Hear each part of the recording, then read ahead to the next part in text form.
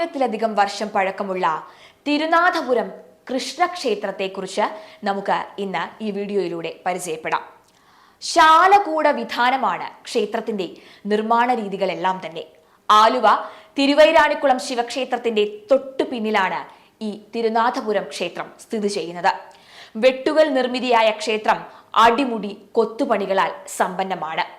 മനോഹരമായ പൗരാണിക കൊത്തുപണികളാൽ ക്ഷേത്രം ദൃശ്യവിസ്മയം തന്നെയാണ് തീർക്കുന്നത്. തറ കരിങ്കല്ലിലും ചുമര് വെട്ടുകല്ലിലുമാണ് പണിതിരിക്കുന്നത്. പ്രാചീന നിർമ്മിതികളും കൊത്തുപണികളും ഇഷ്ടപ്പെടുന്നവർക്ക് തിരുനാഥപുരം ക്ഷേത്രം ഒരു മുതൽക്കൂട്ട് തന്നെയാണ്. പുരാതന കേരള തച്ചുശാസ്ത്ര വൈഭവത്തിന് ഒരു മകുടോദാഹരണമാണ് തിരുനാഥപുരം ക്ഷേത്രം. ശില്പികൾ ക്ഷേത്രത്തിന്റെ സൗന്ദര്യം പ്രൗഢഗംഭീരമാക്കിയിരിക്കുന്നു എന്ന് തന്നെ വേണം പറയാൻ. കാലപ്പഴക്കത്തിലുള്ള ജീർണത നമ്മുടെ ക്ഷേത്രത്തിന് ബാധിച്ചിട്ടുണ്ട്. വെട്ടുകല്ലിൽ ശില്പങ്ങൾ തീർത്ത ക്ഷേത്രങ്ങൾ വളരെ അപൂർവമാണ്. പട്ടാമ്പി ഓങ്ങല്ലൂർ ശിവക്ഷേത്രം അതുപോലെ വെട്ടുകല്ലിന്റെ ശില്പങ്ങളാൽ സമ്പന്നമാണ്. തിരുവൈരാണിക്കുളം ശിവക്ഷേത്രത്തിന്റെ തൊട്ടു പിന്നിലായി ആണ് ഈ ഒരു തിരുനാഥപുര ക്ഷേത്രം സ്ഥിതി ചെയ്യുന്നത്. തിരുവൈരാണിക്കുളം ക്ഷേത്രത്തിന്റെ വലതുവശം മതിൽ ചേർന്ന് പോയാൽ വെടിയൂർ മനവക ക്ഷേത്രത്തിൽ എത്താൻ കഴിയും. വെടിയൂർ മനക്കാരുടെ കുടുംബക്ഷേത്രമാണ് ഈ തിരുനാഥപുരം ക്ഷേത്രം. തിരുവൈരാണിക്കുളം ശിവക്ഷേത്രത്തിന്റെ ഊരാള കുടുംബങ്ങളിൽ ഒന്നാണ് വെടിയൂർ മന.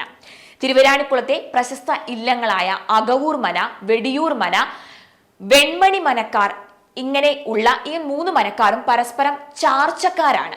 3 കുടുംബവും തിരുവൈരാണിക്കുളം ക്ഷേത്രത്തിന്റെ ഊരാളന്മാരാണ്. ഞാൻ നേരത്തെ പറഞ്ഞ പോലെ ഈ ക്ഷേത്രം ശാലകൂട വിധാനമാണ്.